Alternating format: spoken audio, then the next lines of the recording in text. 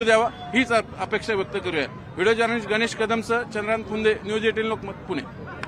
काल बरोबर या वेळेला एमपीएससीची मुलं जमा झाल्याला सुरुवात झाली होती। आज 24 तास उलट झाले तरी मुलं इथं संख्या वाढत चालली। मग सुरुवातीला असं वाटलं गेलं की पोलिसांना वाटलं लगेच मुलं निघून जातील, एमपीएससीने लगेच ट्विट केलं, आश्वासन दिलं, पण प्रत्यक्षात तसं काही झालं नाही। उलट आंदोलनाला पाठिंबा वाढत येत जाताना दिसतोय। आता तर स्वतः दस्तूरखुद्द रोहित दादा पवार आलेले आहेत, आपण त्यांनाच विचारूया नेमकं दादा तुम्ही सहभागी झालात, एमपीएससी मुलांच्या मागण्या काय आहेत, तुम्ही कुठल्या हेतून तर हे जे आंदोलन आहे पूर्णपणे विद्यार्थ्यांचं आंदोलन आहे।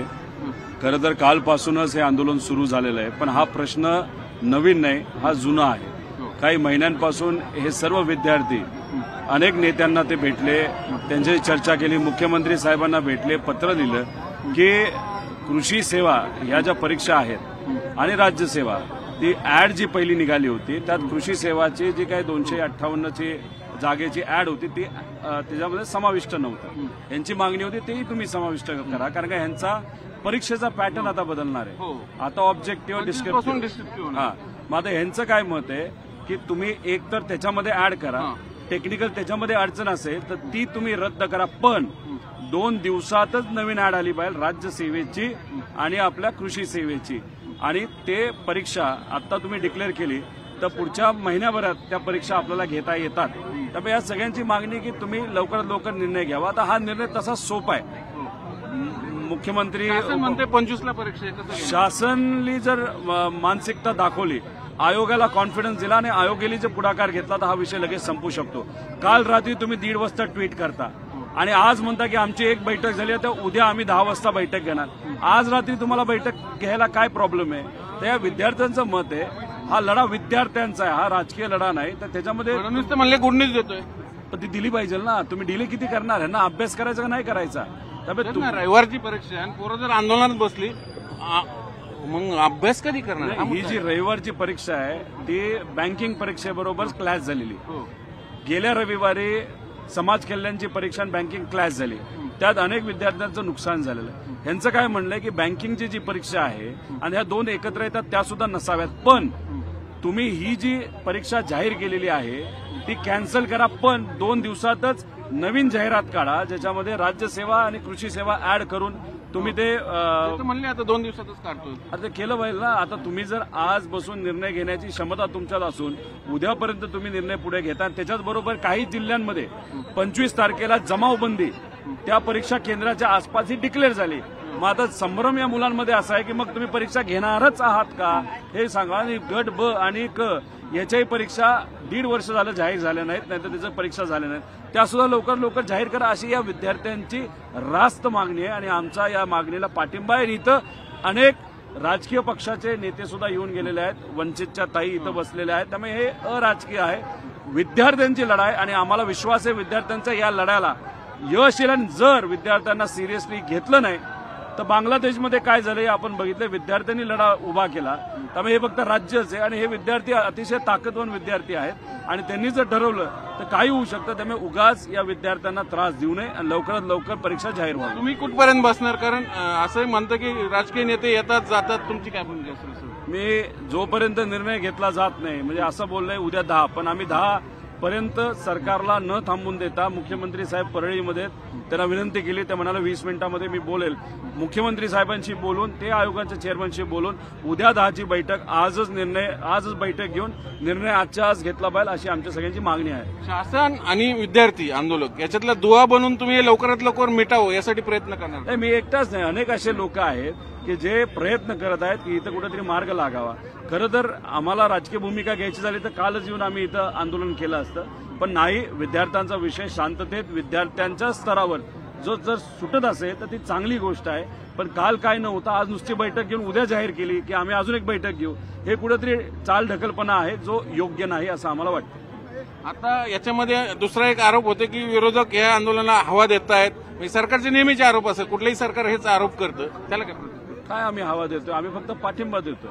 तुम्ही मला प्रश्न केले, मी इथं उत्तर दिले, मी भाषण सुद्धा इथं केलं नाही, मग हवा आम्ही कुठे देणार आहे? आणि राहिला प्रश्न या विद्यार्थ्यांना मी स्टार्टिंग पासून म्हणतोय हा लढा विद्यार्थ्यांचा आहे। आता मी युवा म्हणून विद्यार्थ्यांना फक्त पाठिंबा, युवा संघर्ष यात्रेमध्ये हे सगळे मुद्दे आम्ही घेतले होते, या मुलांना आम्ही भेटलो होतो, तर आता इथे येऊन फक्त पाठिंबा दिला, त्यात तुम्ही राजकारण का बघताय? त्यामुळे लवकरात लवकर हे विषय मार्गी लावा, नाहीतर हे विद्यार्थी कोणाचंच ऐकणार नाही आणि हे सगळ्यांना अडचणीचं ठरू शकतं. खरं तर नितीन, मला सांग, तुमच्या मागण्या गेली आज नाही 10 दिवस आम्ही बघतो, मी स्वतः बातम्या लावल्या आहेत. आता सातत्याने एक आरोप आहे, तुमच्या मागण्या बदलत चालल्यात, वाढत चालल्यात. हा काय प्रकार आहे? नाही, बदलत वगैरे नाही. आमच्या मूलभूत पहिल्यापासून ह्याच मागण्या आहेत की काय मागण्या परत एकदा? नाही, ही 25 ऑगस्टला जी परीक्षा होणार आहे त्या दिवशी 2 परीक्षा झाल्यात, एक IB+ क्लर्क प्लस ही राज्यसेवा. आम्हाला आधी असं माहित नव्हतं ना 2 परीक्षा, आम्ही 2 परीक्षेचे पैसे भरले, मग आम्ही एकाच दिवशी 2 परीक्षा का देणार? म्हणजे आणि IBPS 6-7 महिने आधी परीक्षा जाहीर केली होती, तर आयोगानं का 25 तारीख? आयोग असं म्हणतोय की IBPS हे वेगळं डिपार्टमेंट आहे, MPSC वेगळा आयोग आहे, दोन्ही एकत्र येण्याचा संबंध नाही. 18 तारखेला IBPSC's आणि समाज कल्याणची परीक्षा झाली, हजारो विद्यार्थी परीक्षेपासून मुकले, एकाच दिवशी झाले. म्हणजे विद्यार्थ्यांचं नुकसान आहे का नाही? आम्ही दोन्ही परीक्षेचे पैसे भरले ना, मग ह्याच्यात आमची चूक काय? तर एक परीक्षा पोस्टपोन झाली पाहिजे, ती राज्यसेवेची, आणि त्याच्यामध्ये अॅग्रीचे 258 पदं ऍड झाली पाहिजे. हे ऑलरेडी कर्नाटक, केरळ सरकारनं केलेलं आहे, तर महाराष्ट्र सरकारनं पण करायला पाहिजे. आणि मुख्यमंत्री म्हणले, सगळे म्हणतात, त्यांनी ट्विट केलं की आम्ही 2-3 दिवसात नवीन ऍड काढतो. नाही, नवीन ऍड असे चालणार नाही. हे तुम्हाला हेच करावं लागेल, ही परीक्षा पोस्टपोन करावं लागेल, ज्यामुळे दोन्ही परीक्षा देणाऱ्या विद्यार्थ्यांना न्याय मिळेल, आणि त्याच्यामध्ये अॅग्रीचे 258 पदं ऍड करावं लागतील. हा बस, या 2 मागण्यावरच आम्ही ठाम आहे. शेवट. आणि आता जी नवीन मागणी 15,000 मुलं भरती करावी, ती काय? नाही, ती ह्याची आहे की ही विद्यार्थ्यांची शेवटची परीक्षा आहे. ऑब्जेक्टिव्ह पॅटर्ननुसार शेवटची परीक्षा आहे. लाखो विद्यार्थी परीक्षा देणार आहेत.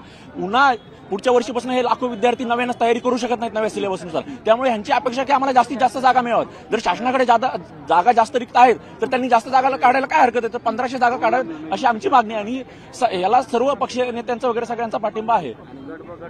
आणि कंबाईनची ऍड पण आली नाही, त्याची पण बऱ्याच दिवसापासून विद्यार्थी मागणी करतायत. ती आचारसंहितेत अडकू नये म्हणून आमची मागणी किती लवकरात लवकर यावी.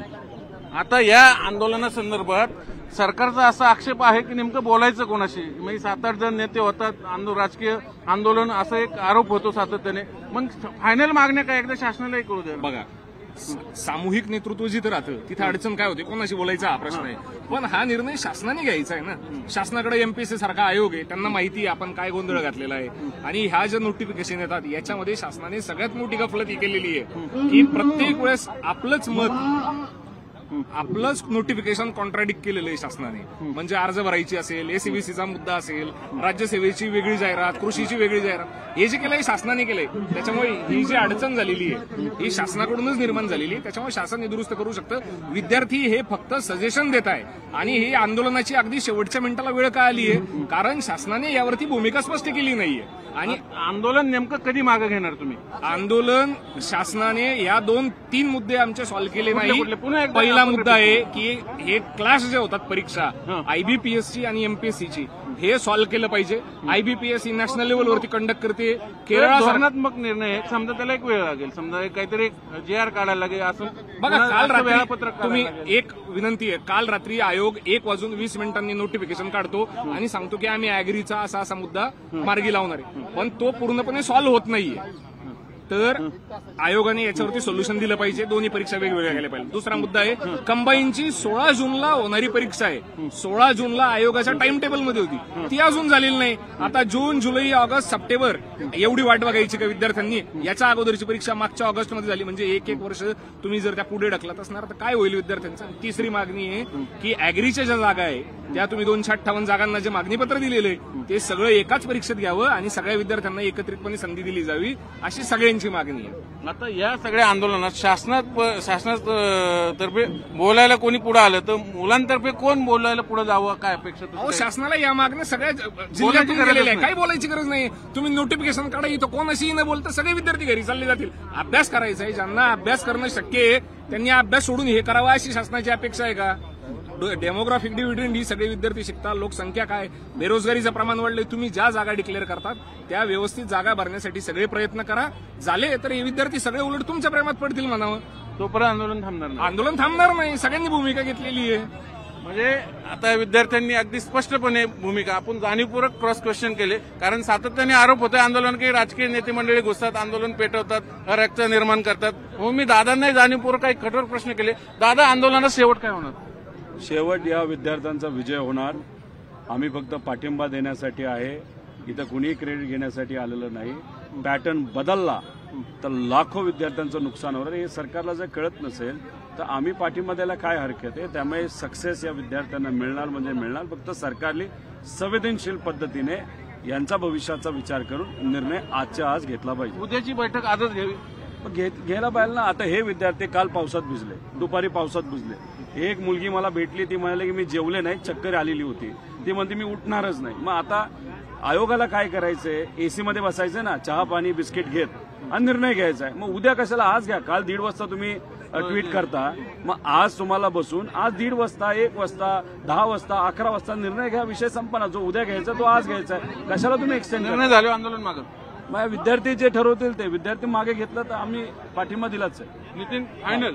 मग आमची मागणी मंजूर झाली, आम्ही कशाला थांबू? आम्हाला अभ्यास करायचा आहे आणखीन ना. दोन नाही मागण्या. नाही नाही कारण आम्हाला मी का विचारतोय सातत्याने, हे आरोप होतात की एक मागणी मान्य केली की दुसरी येते. नाही. आता काही लोक येऊन काही बोलत आहे, एखादा व्यक्ती काही बोलत असेल, पण मोस्टली विद्यार्थ्यांची जे मागण्या आहेत ते मंजूर झाल्या की मग विद्यार्थी अभ्यासालाच जाणार, कारण की लगेच परीक्षा आमची 1-2 महिन्यानंतर डिक्लेअर करतील ते. मला वाटतं अशा करूया, आयोगासंबंधित जे अधिकारी आहेत त्यांनी या सगळ्या मुलांच्या ज्या भावना आहेत त्या ऐकून घेतल्यात, राजकीय नेत्यांचे सपोर्ट करत्यांचं ऐकून घेतलंय, तुमच्या मागण्या तुमच्यापर्यंत पोहोचलेल्या आहेत. तर लवकरात लवकर निर्णय घ्या. आणि रस्त्यावर ही जी गर्दी जमा झालेली आहे, गर्दी नाही म्हणत मी, आंदोलन आहे, हे संवेदनशीलपणे हाताळणं प्रशासनाचं काम आहे. पोलीस ते करतायत, पण लवकरात लवकर मिटलं पाहिजे. रविवारी परीक्षा आहे मुलांची. परीक्षा असताना मुलांनी असं रस्त्यावरून आंदोलन करणं ना मुलांना आवडतं ना प्रशासनाला ते आवडावं. म्हणून प्रशासनाने तात्काळ